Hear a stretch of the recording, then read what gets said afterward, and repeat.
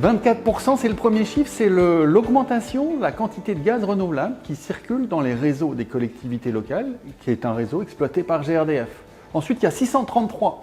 Pourquoi? Parce que 633 000, plus précisément, c'est le nombre d'habitants de la région qui peuvent être chauffés au gaz vert. C'est l'équivalent finalement de toute la production de gaz vert qu'on a en Auvergne-Rhône-Alpes. Et puis, pour vous donner une idée plus concrète encore de cette dynamique, les demandes de raccordement de méthaniseurs au réseau exploité par GRDF, c'est en hausse de 38% sur notre région. Ça veut dire qu'on a des projets pour l'avenir. Notre enjeu est toujours le même, 20% de gaz renouvelable made in Auvergne-Rhône-Alpes en 2030 et puis 100% de gaz renouvelable dès 2050.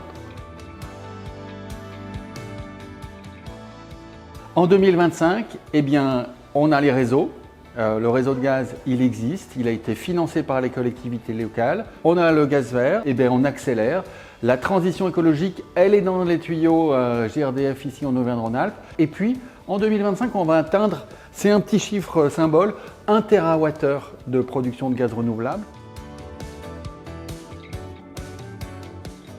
Et puis un mot aussi sur un appareil qu'on va voir de plus en plus dans la région, qui est la pompe à chaleur hybride gaz, qui associe une pompe à chaleur électrique avec une petite chaudière et on a finalement le mix énergétique à la maison, le meilleur des deux énergies. Quand il fait pas très froid dehors, eh bien, la pompe à chaleur capte la chaleur et dès qu'il fait très froid et qu'on a besoin de pouvoir chauffer efficacement la maison, eh bien, la chaudière prend le relais, ça baisse le niveau de carbone émis par l'installation, donc on produit moins de CO2, c'est mieux pour le climat et pour la planète, c'est aussi mieux pour la facture parce que ça coûte moins cher et c'est un dispositif, la pompe à chaleur hybride gaz, qui rentre dans les logements. Elle est aussi aidée par la rénovation énergétique.